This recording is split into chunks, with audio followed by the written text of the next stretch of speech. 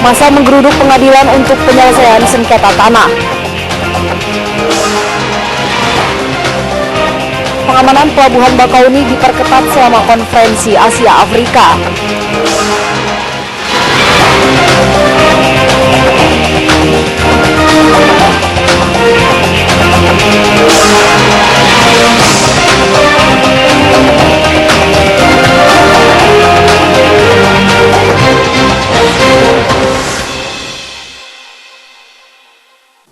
Halo, selamat sore pemirsa, kita berjumpa lagi dalam iNews Lampung, program berita daerah jaringan televisi terbesar di Indonesia, iNews TV. Sore ini kami menyajikan informasi menarik tentang berbagai peristiwa serta dinamika pembangunan di Lampung. Gerakan massa menuntut penyelesaian sengketa lahan di Lampung Timur menjadi sajian utama hari ini. Lahan berubah menjadi pasar sehingga disengketakan ahli waris dan warga. Persidangan kasus sengketa lahan mengundang unjuk rasa ratusan warga. Laporan ini kami lengkapi dengan pengamanan konferensi Asia Afrika serta tewasnya siswa SMK saat berenang di laut. Pemirsa, bersama saya Deli Adelia, inilah iNews Lampung selengkapnya.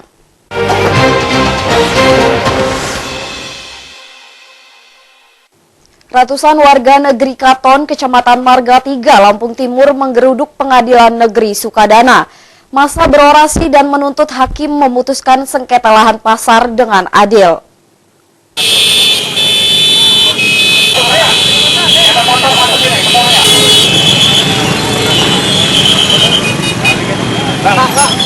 Pengadilan Negeri Sukadana menggelar sidang sengketa lahan pasar. Lahan ini dimiliki warga negeri Katon namun digugat ahli waris. Ratusan warga menggeruduk kantor pengadilan sebelum persidangan dimulai. Orasi massa menuntut hakim memutus sengketa lahan dengan adil. Polres Lampung Timur mengerahkan ratusan personil untuk mengawal persidangan dipimpin Hakim Agam Syarif. Hanya tokoh masyarakat dan perwakilan massa yang diizinkan masuk ruang sidang. Bagaimana kita pada hari ini bersatu bersama menggalang persatuan kita, warisan dari leluhur kita, yaitu pasar. Setelah lebih satu persidangan, majelis hakim memutuskan sengketa lahan pasar dimenangkan ahli waris. Putusan tersebut belum berkekuatan hukum tetap karena warga mengajukan banding. Dari Lampung Timur, Juri Susanto melaporkan. Sebanyak 90 personil gabungan menjaga Pelabuhan Bakauni sebagai bagian pengamanan konferensi Asia Afrika di Jakarta dan Bandung hingga 24 April. Pengamanan mulai gerbang hingga dermaga. Setiap penumpang diperiksa dengan pendeteksi.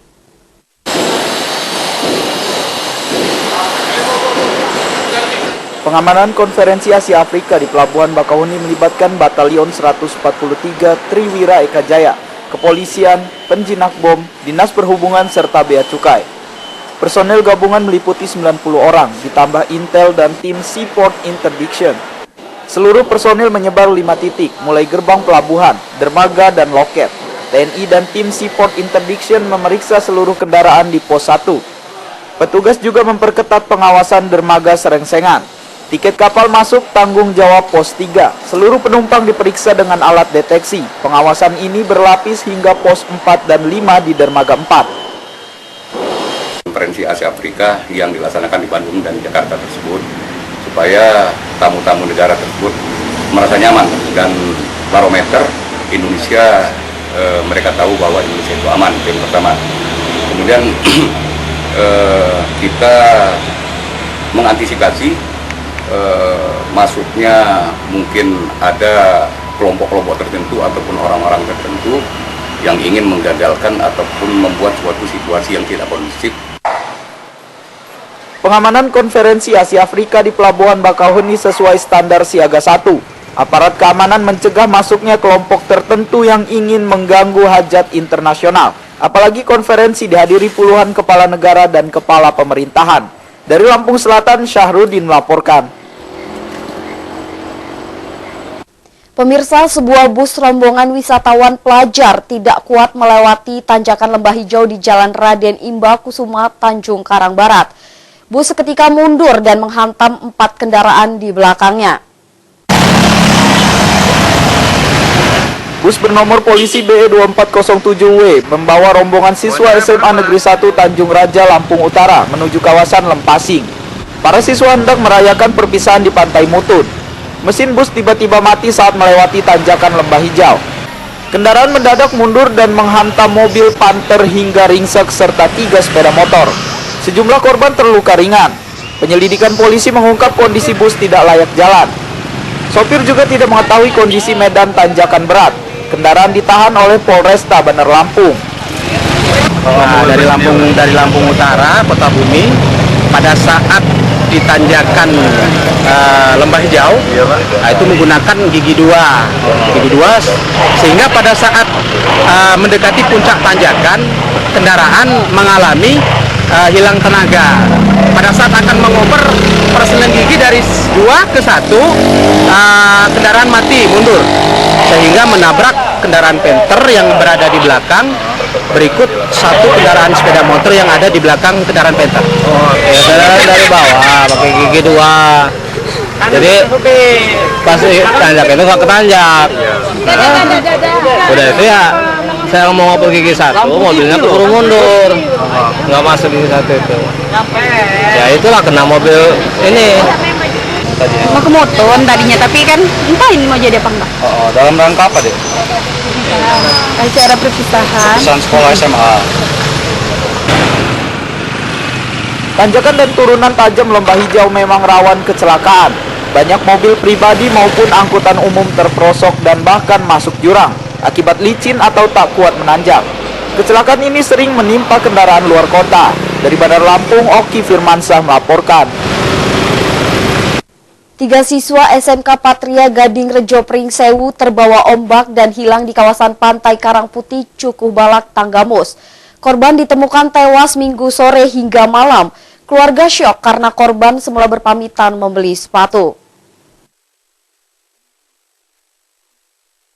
3 siswa SMK Patria Gading Rejo yaitu Fajar Triaksono, Panji, dan Chandra mengalami nasib naas saat berenang di Pantai Karangputih, Cukubalak, Tanggamus Sabtu sore.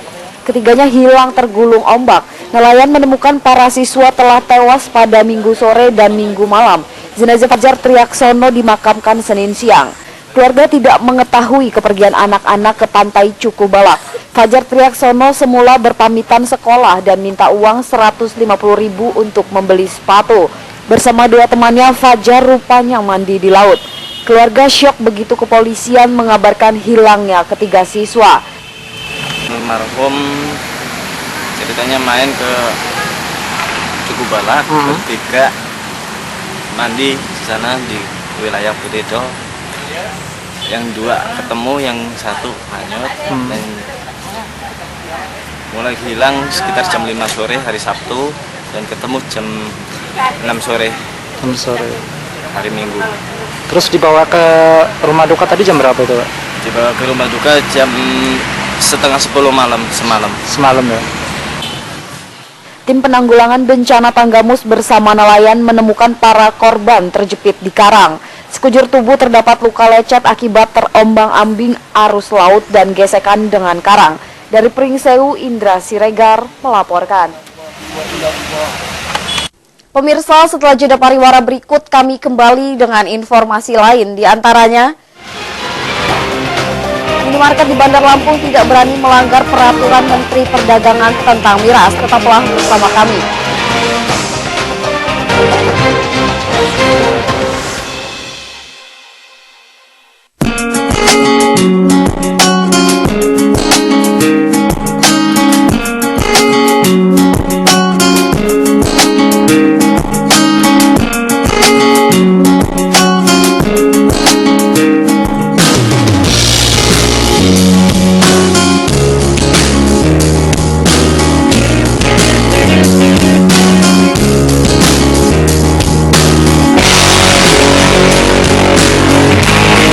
Nikmati spesial promo potongan poin VIP Anda dengan menukarkan 100 poin VIP dengan 10 pack Indomie Soto Lamongan atau 50 poin VIP dengan 2 pack pasta gigi Pepsodent. Promo ini berlaku hingga 30 April 2015. Syarat dan ketentuan berlaku. Chandra Sponsor, belanja nyaman, belanja hemat.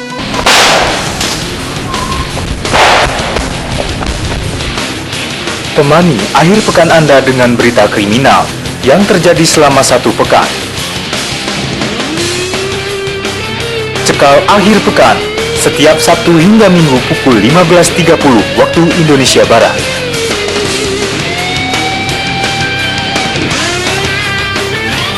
Hanya di iNews TV Lampung, inspiring and informative. Perbincangan seru dengan tamu yang tak terduga. Saya pikir rakyat sangat menderita sekali. Tamu hari ini, Senin hingga Jumat, pukul 16 waktu Indonesia Barat. Hanya di iNews TV Lampung, inspiring and informative. Kehadiran mereka selalu ditunggu. Keseruan yang selalu mereka ciptakan di Lampung.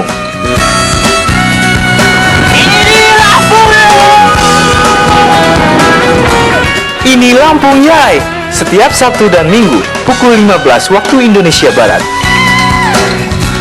Hanya di iNews TV Lampung, inspiring and informative.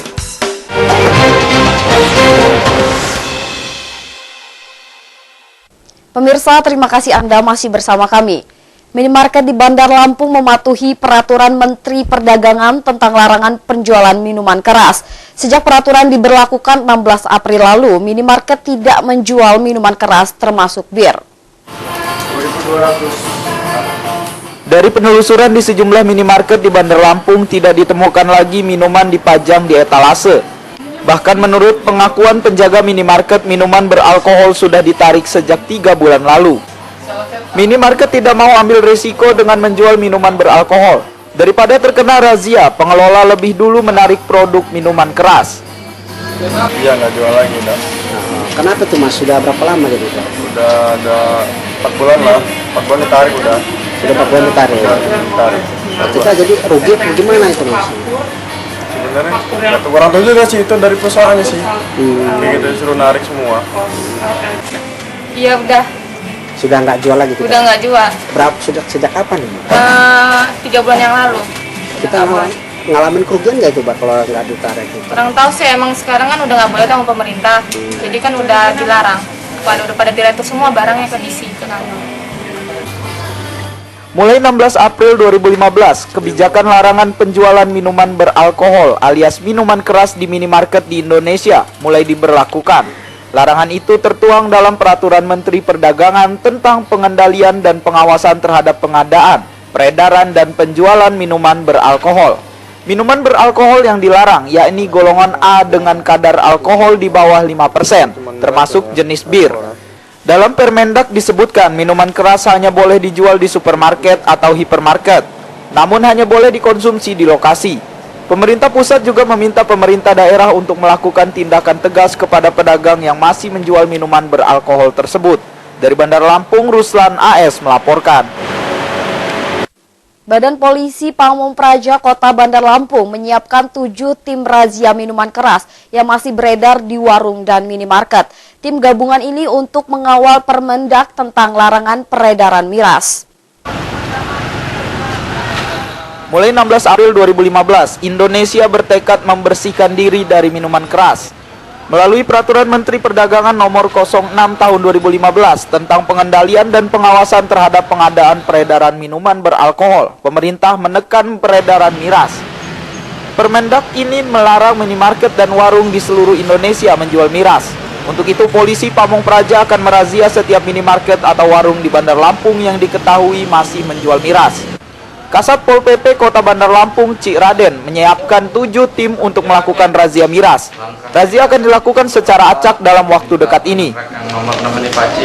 Waktu miras ini ya, waktu dekat ini udah ada perintah daripada pimpinan kita. Kita akan koordinasi ya dengan Ganda Hukum khususnya dari Polresta dan Deperindak dan perizinan. Kita mau razia.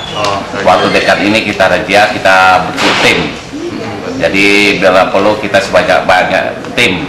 Paling tidak kita 7 tim bergerak. Ya, 7 tim nanti gabungan. Nanti kita laksanakan waktu dekat ini. Nanti kita jadwalkan insya Allah waktu dekat ini. Oh iya Pak, itu sasaran yang kita razia itu seperti apa Pak? Sasaran kita ya sesuai dengan ini ya seluruh bentuk miras. Seluruh bentuk miras. Nah, miras dari warung-warung yang kecil sampai ke supermarket ataupun tempat-tempat yang lain. yang tidak sesuai dengan aturan yang ada. Pemerintah Kota Bandar Lampung berharap minimarket dan warung tidak lagi menjual miras. Pemerintah tidak segan-segan menindak minimarket dan warung yang membandel. Dari Bandar Lampung, Oki Firmansyah melaporkan. Pemirsa, seorang penderita gagal ginjal di Lampung berharap donor ginjal dari terpidana mati kasus narkoba asal Nigeria. Ia juga butuh bantuan pemerintah karena biaya operasinya mencapai ratusan juta rupiah. Pasien gagal ginjal Murjila dirawat di ruang cendana Rumah Sakit Umum Abdul Muluk, Bandar Lampung. Warga Kabupaten Waikanan ini cuci darah 2 kali sepekan. Tubuhnya selalu lemas setiap terpasang infus. Biaya sekali cuci darah termasuk ongkos transportasi sekitar 1 juta rupiah. Keluarga mendengar kabar seseorang terpidana mati kasus narkoba, Rahem Akbaje Salami, bersedia mendonorkan ginjal sebelum dieksekusi mati. Murjila berharap mendapatkan donor ginjal warga Nigeria tersebut. Keluarga menyurati presiden dan meminta bantuan pembicara dengan donor ginjal Rahem. Murjila juga memohon bantuan biaya operasi mencapai ratusan juta rupiah. Mohon bantuan kepada Bapak Presiden untuk bisa membantu kesusahan kami keluarga. Apa yang Bapak sudah minta untuk bantuan ke presidennya, Pak? Keluarga kami udah mengajukan ini bantuan ginjal pada terpidana mati atas nama Rohim dari warga negara Nigeria, dan itu sudah deal mau diserahin pada istri saya. Cuman kami masih keberatan masalah dana untuk operasinya, yang saya dengar itu berkisar antara 150 juta. Keluarga Mujila hanya petani miskin, kebun dan harta kendaraan sudah terjual untuk biaya cuci darah di Rumah Sakit Abdul Muluk. Mereka berharap kepastian donor ginjal sekaligus bantuan biaya operasi. Dari Bandar Lampung, Andres Afandi melaporkan. Pemirsa, Lampung mendesak pemerintah pusat segera membentuk tim apresial untuk memastikan pengukuran lahan jalan tol Bakauni Terbanggi Besar tepat waktu. Pembebasan lahan sudah mendesak karena Presiden Jokowi direncanakan meletakkan batu pertama pada 25 April. Ketua Tim Pembebasan Lahan Jalan Tol Lampung, Adham, mengakui tim apresial atau mengukur lahan belum terbentuk. Ia khawatir tahapan pembebasan lahan bakal terganggu. Cakupan tugas tim apresial cukup luas, yaitu mulai kawasan ASDP Bakauheni, tanah masyarakat, dan perkebunan PTPN 8. Pembentukan tim ini merupakan kewenangan pemerintah pusat. Tim pembebasan lahan sudah mendesak Kementerian Pekerjaan Umum mendorong tim apresial mengukur lahan menjelang ganti rugi. Presiden Jokowi dijadwalkan meletakkan batu pertama jalan tol di kawasan Bakauheni atau Sabah Balau, Lampung Selatan. Pembentukan apresialnya itu, ya, jadi kalau udah dinilai kan tinggal penggantian nanti kan, ya kalau nggak ada pengukuran gimana? Nah itu. Jadi teknisnya nanti gini Pak, nunggu pendataan selesai semua dulu, apa baru pendataan selesai, tidak. Apa nanti bertahap misalnya? Tidak, bisa bertahap, bersegmen boleh, ya boleh, ya sehingga asal udah dibentuk dulu kan nanti kita yang 8,9 ini kan bisa kita serahkan nanti, nah, tapi dengan terbentuk tim apresial itu untuk mengganti itu kan harus diukur dulu, karena tidak bisa dilewati kalau belum diganti itu. Adham optimis proses pembebasan lahan mulai Bakauheni hingga Terbanggi Besar bakal selesai sesuai target 4 bulan. Karena itu Pemprov Lampung mendesak Kementerian Pekerjaan Umum mempercepat tim apresial. Dari Bandar Lampung, Fajar Magetan melaporkan. Perkebunan dan perikanan Pulau Pisang, Kabupaten Pesisir Barat begitu melimpah. Kekayaan alam ini belum mendatangkan kemakmuran karena akses sangat terbatas. Warga meminta pemerintah menyediakan transportasi memadai. Ketersediaan sarana transportasi layak dan aman masih menjadi impian sekitar 500 kepala keluarga di Kecamatan Pulau Pisang, Kabupaten Pesisir Barat. Wilayah ini berpotensi maju dan sejahtera, namun letaknya terpisah dengan Pulau Sumatera. Pulau Pisang seluas 243 hektar memiliki potensi perekonomian besar, terutama perkebunan, perikanan, dan wisata. Pulau ini menghasilkan cengkeh kelas 1 sejak zaman kolonial. Warga Pulau Pisang berharap peningkatan perhatian pemerintah Kawasan ini masih terabaikan meski kini terbentuk Kabupaten Baru Pesisir Barat. Potensi perekonomian berkembang lebih cepat jika pemerintah membenahi sarana transportasi. Warga keluar masuk pulau menggunakan perahu motor atau perahu nelayan. Transportasi ini hanya berkapasitas maksimal 15 orang. Jika cuaca buruk, akses Pulau Pisang dan daratan Krui atau ibu kota Kabupaten Pesisir Barat terputus. Perahu tak berani melawan ombak besar.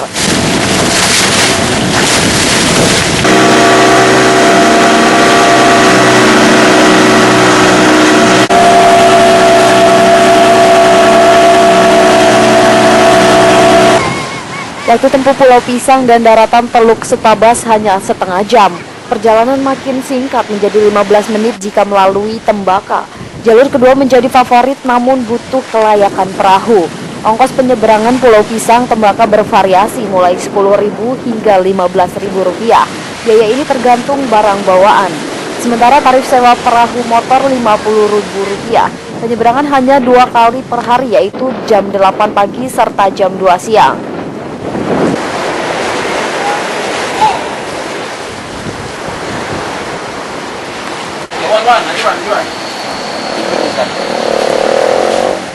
Warga Pulau Pisang mengimpikan kelayakan transportasi karena terkungkung selama puluhan tahun.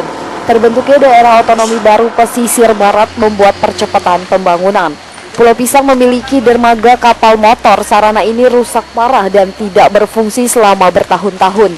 Tidak adanya renovasi dan sarana dermaga seperti kawasan mati. Dari Pesisir Barat, Enrico Ngantung melaporkan.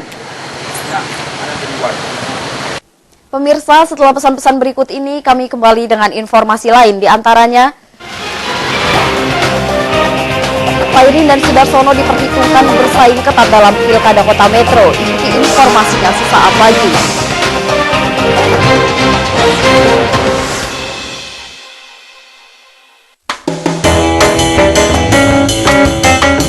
Kita memiliki beragam budaya, beragam bahasa, bermacam rasa di dalam satu makna. Menelusuri lebih jauh tentang cita rasa Nusantara.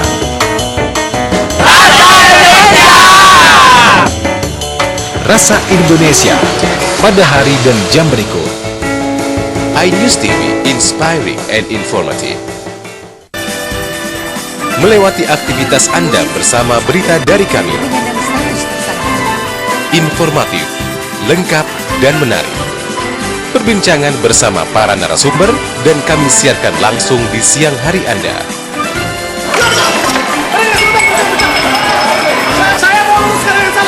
iNews Siang hadir pada hari dan jam berikut.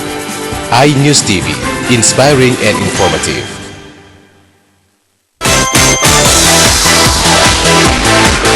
Satu lagi, wadah keren bagi remaja yang ingin jadi host.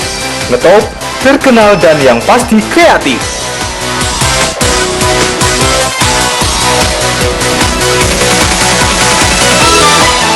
Saksikan ALTV 16 setiap hari Sabtu dan Minggu pukul 16 waktu Indonesia Barat. Hanya di iNews TV Lampung, inspiring and informative.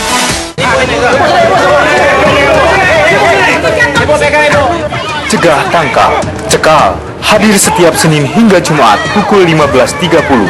Hanya di iNews TV Lampung, inspiring and informative.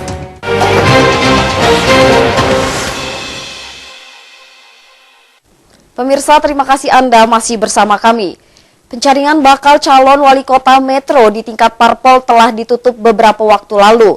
Pasangan Pairin Johan akan bersaing ketat dengan Sudarsono, mantan Ketua DPRD sekaligus petinggi Partai Demokrat Bumi Saywawai.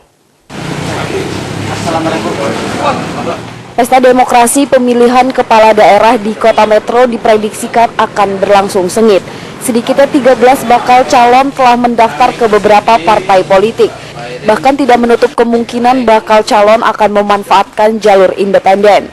Johan, mantan wakil wali kota, juga sebelumnya bertarung dengan wali kota Metro Lukman Hakim. Kini kembali mencalonkan diri dengan menepati posisi wakil.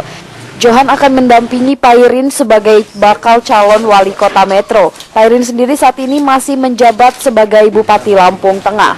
Pasangan Paijo sebelumnya telah mendaftar di 4 partai politik, yakni Golkar, Nasdem, PDI Perjuangan, dan ke PKB. Pasangan ini sedikitnya akan bersaing ketat dengan Sudarsono, mantan Ketua DPRD yang juga Ketua DPD Partai Demokrat Kota Metro.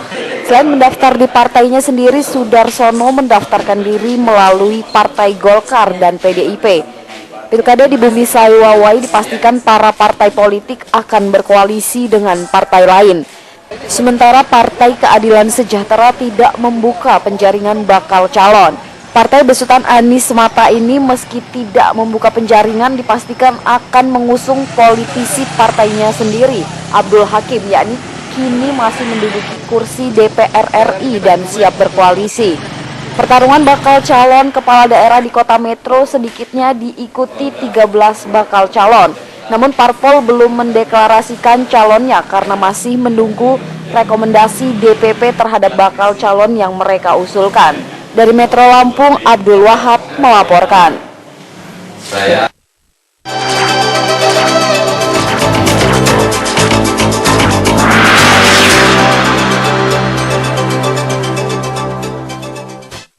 Pemerintah Kabupaten Lampung Selatan menjamin kesehatan tenaga harian lepas sukarela melalui program BPJS. Anggaran kesehatan ini diambil dari APBD sebesar 1,3 miliar. Pemirsa, laporan tersebut sekaligus mengakhiri iNews Lampung sore ini. Jangan lewatkan tayangan berikutnya berita-berita hukum dan kriminal dalam program Cekal. Saya Deli Adelia dan kru yang bertugas undur diri. Selamat sore dan sampai jumpa. Tenaga harian lepas sukarela atau THLS serta honorer sebanyak 1.500 orang. Bersama anggota keluarganya jumlah ini berlipat menjadi 4.000 orang. Pemerintah memasukkan ribuan orang tersebut dalam program Badan Penyelenggara Jaminan Sosial atau BPJS. Bupati Riko Menoza menyatakan pemerintah memerhatikan kesehatan THLS. Biaya kesehatan tidak dipotong dari honorer, namun ditanggung APBD sebesar 1,3 miliar. Riko berharap jaminan kesehatan dapat meningkatkan pelayanan. Kita mengikuti lah, karena kan juga kita dapat penilaian juga dari BPK. Dan kita harapan kita kan ya, dengan semakin tertibnya ke depannya, hal-hal apapun yang sudah diberikan kepada pemerintah ya kita harapkan ya sebenarnya. Jadi kan, uang sertifikat tidak gratis, menggunakan biaya juga. Ya. Program BPJS tenaga harian lepas sukarela dan honorer berlaku efektif bulan April. Klasifikasi program kesehatan ini sama dengan PNS golongan 2. Rudi Apriyadi dan Al Siswadi melaporkan.